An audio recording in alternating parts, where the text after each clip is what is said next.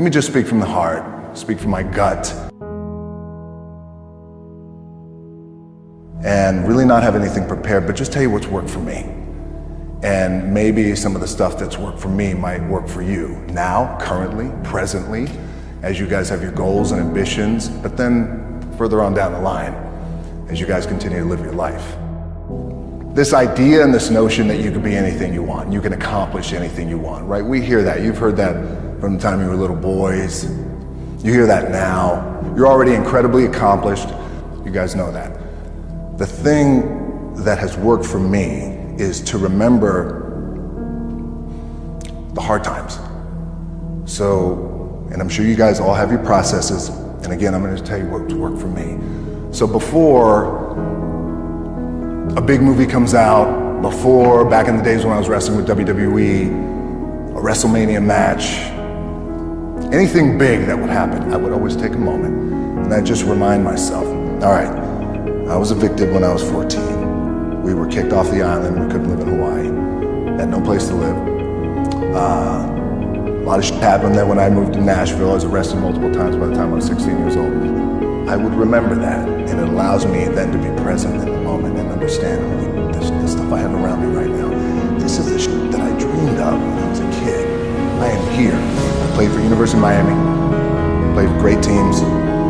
Warren Sapp, Ray Lewis, they were my teammates. They were balling. Warren Sapp was playing tight end that time. I was starting defensive tackle. Yeah, they moved him over to D-line. And he looked at me and was like, yo, dude, I'm gonna take your spot. I said, I'm gonna take your spot. He said, I'm gonna take your spot.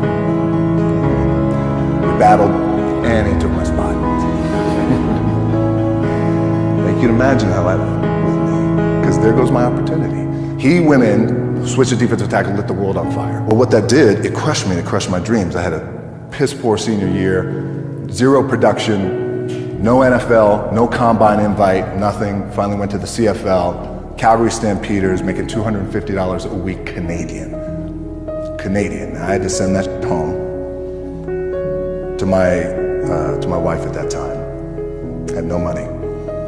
So I remember that. When I got cut from Canada, my dad in his pickup truck came down 4 o'clock in the morning, picked me up in Miami from Tampa. We lived in a little apartment in Tampa. He drove down in his little pickup truck to Miami to get me when I was cut from the CFL. And I thought, well, I leave home like you guys left home. I'm ready to tackle the world, to get after it, achieve my dreams and goals. Crushed by 22, 23 years old. Now I gotta move back in with my mom and dad. I played on great teams though. Wait a second, this is not supposed to be my future. I'm supposed to be in the NFL right now. I'm supposed to be making a lot of coin and buying my parents buying me taking care of my wife, but it never happened. So I pulled out my wallet, I thought, well, let me see how much money I had. I opened it up, I had a 5, a 1, and change. Well, at least I rounded up to $7. But I thought, God, ain't this a bitch, I got $7 in my pocket. Where the do I go now? What do I do? I can't go back to the CFL. The point comes where you hear that voice, big run's over. Like, you're done, right? So I heard that voice. So as Coach was saying, man, I hold on to that. I'm telling you, I keep my back is up against this mother. We laugh, we joke, we have a good time, but my back is still up against this mother. Do not forget it.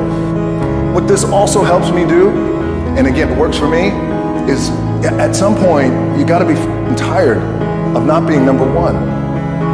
You have to be, and you gotta play angry, and I play angry. Now, I'm cool and calm with my approach, and when I step out on my field, which is a set, or, you know, like, there's some, and you're always gonna have haters, and haters are like, well, God damn, man, how many movies are you gonna make, or how much shit are you gonna do? Like, you do a lot of shit. I say, yes, it's my ambition.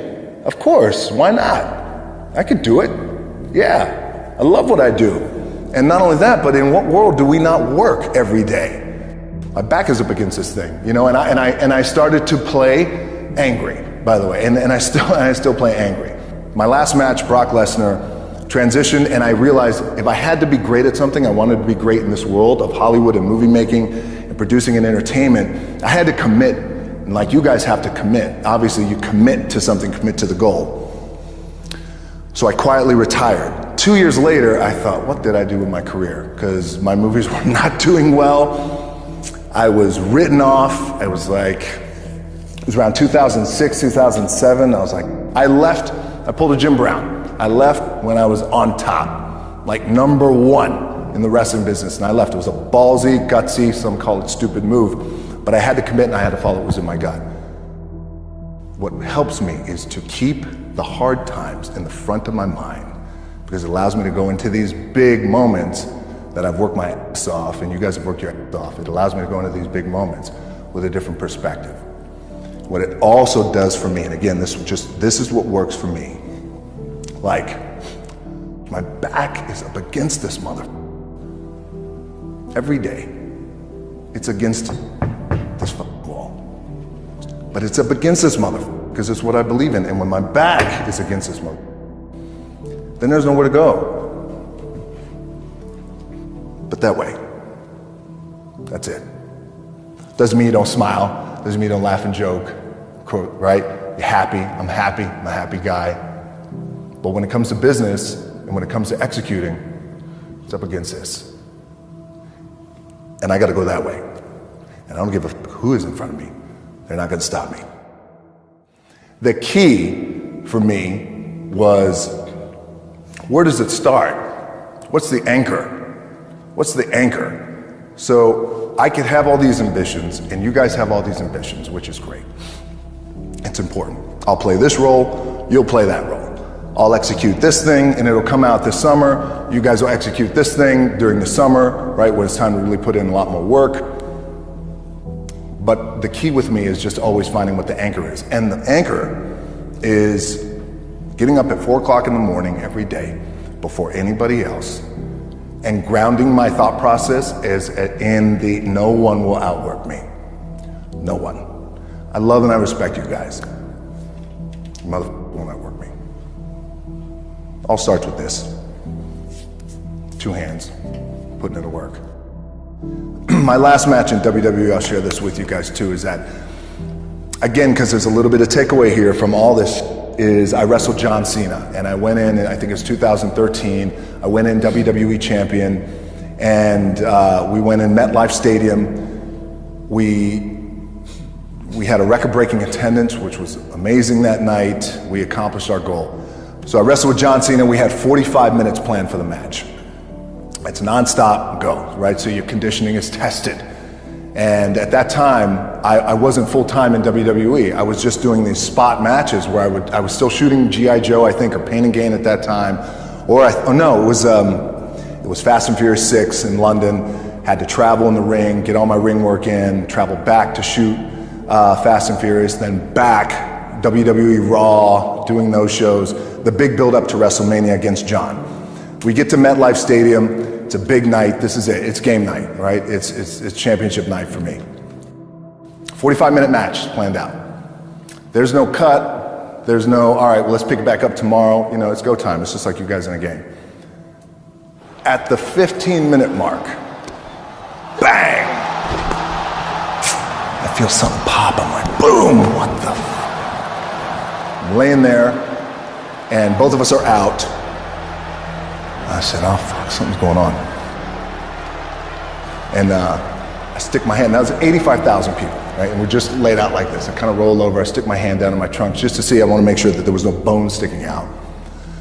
So if there's no bone sticking out, what the f? Something just happened. Referee comes over and he's like, Rock, you all right? I'm like, yeah, I think I'm all right. I said, I get up, I go to step, and I can't step. I can't do this. I have to use my leg like momentum. I gotta do that. So now in that moment, and you guys are gonna have these moments, you probably already had them already, where you're in the game and you're in the thick of things, and you gotta make a decision. What I gotta do? I'm gonna stay in the game, committed to the team, I committed to my team, the whole entire roster, right? So I could tell the ref says, are you okay? And I have one moment. In this moment, it was a defining moment. I could either tell him, no, I'm done. He gives the signal, match is over. Or, let's keep going. We have this decision. And I said, no, let's keep going. I said, how much time is left? He's like, 32 minutes. I'm like, okay. Rest of the whole match, couldn't move, doing everything like this. I'm getting scared because I'm thinking, man, well, what happens if I pinch something or something like I don't know, your mind starts fucking with you in the moment. There's 85,000 people, your adrenaline is rushing. Thinking, man, what happens if I'm gonna lose my leg or some shit like this, if I've just done something to my artery? Final move of the match is his big finishing move. And I remember I'm getting up and I'm turning like this because I have to fall into him. He's gonna hit me with his big finisher. I remember turning into John and he says, and I remember thinking to myself, God, please don't let this be too bad. Just take care of me. Take care of me. Bang! I feel boom! Now I don't know what the f just happened. Now luckily the match is over. He pins me, 1, 2, 3. Comes in the back, I get to the back, I can't move. Now I'm getting a little nervous. Get on a jet, rushed home to my doctor's down in Florida, and get an MRI, find out that I have completely torn my adductor, the top of my adductor and my top of my quad off my pelvis. What I was proud of was to walk out on my own, but not only that, but in this moment where the odds are against you, people are watching, the team's depending on you, you either say, I'm done, or this, whatever the is going on, it's temporary, and it may fuck me up at some point down the road. But I'm not gonna let this opportunity go by without giving it my all. As you guys know, there's nothing you can't accomplish. You're gonna go on, you're gonna become world champions.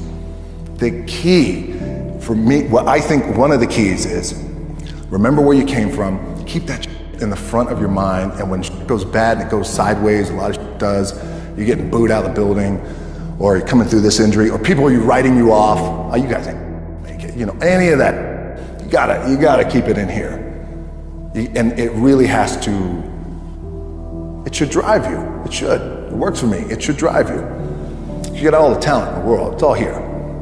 Really, the two things I want to say are, you gotta be the hardest workers in the room. And don't f the opportunity up.